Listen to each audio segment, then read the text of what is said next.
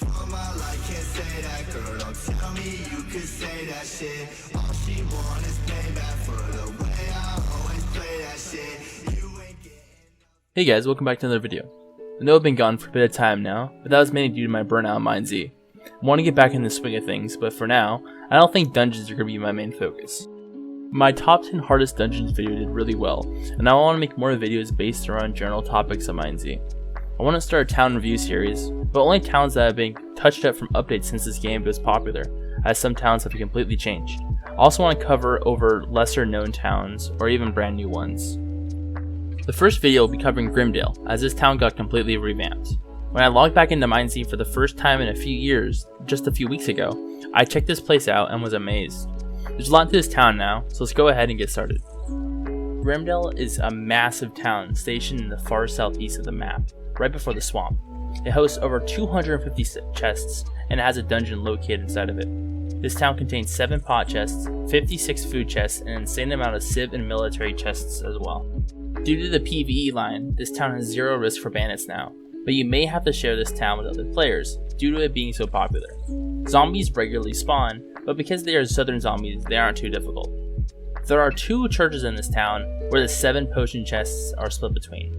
In general, most players enter the town through the northwest side, but some may opt in to enter the broken wall a little ways east from that. This part of the video I want to focus mainly on streamlining your looting of Grimdale, and while everyone loots a bit differently, there are still some essential things you need to take from a starting town.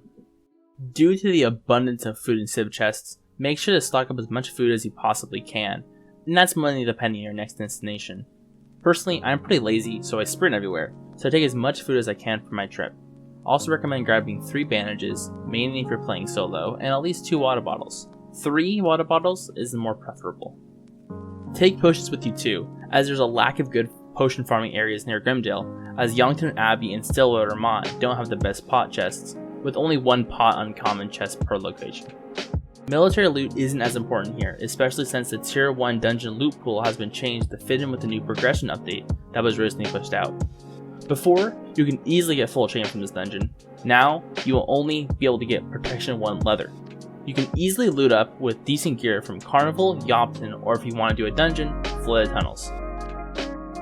This is something I want to do exclusively to my channel, and give each part of an area a different rating. We will be rating towns on potions, food, military loot, necessities, and the location it's in. Does this town excel in food? Does this town have water and bandages? Is it close to a popular gearing location? Is it a dangerous PvP hotspot? Can you farm sought after loot here, such as giant drops? This rating is based off of its location, so if a town is located in the south, is given a 5 out of 5 for military loot, even though it only gives it the padded leather or potentially chain, compared to a northern town getting a 4 out of 5. This is just a general rating for a location of the area I am reviewing. For potions, this is by far the best starting town area, but it's not the best in the southern areas, so we'll give this a 4 out of 5. Food is abundant here. However, it's a bit hard to find if you're not experienced with its new big layout, and they are of course southern food chests, which they drop worse food. For that, we'll also give this a 4 out of 5. Military loot here is the best in a starting town due to the easily runnable dungeon, but since it's a southern town, military loot isn't your biggest concern. However, since it is decent gear and it might be necessary for what you're doing, I'll give it a 4.5 out of 5. Necessities are where Grimdale shines. Grimdale has over 100 civ commons, which means that bandages, water bottles, antidotes, and support kit tools are dumb common here. There are also a decent amount of civ southern tool chests too, so you shouldn't be struggling for any of those items here. There's also a good water source and multiple crafting tables. For necessities, I give Grimdale a 5 out of 5. Location, unfortunately, is the only thing this town struggles with. Even though you are close to 2 easily runnable dungeons, Lost Thieves Guild and Flooded Tunnels, you are secluded from many of the current popular iron gearing places. If you're looking for dungeons, the west side of the map is a bit harsh in that regard too.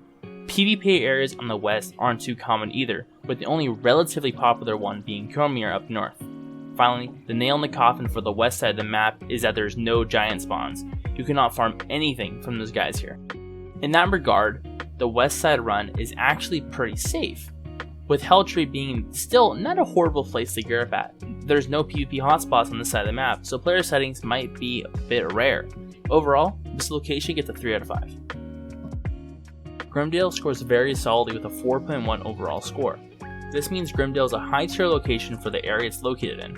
If you plan on taking any of the western dungeons, Grimdale is much better than its competition in the desert or in the swamp. Thank you for watching my video. If you like this kind of content, please let me know.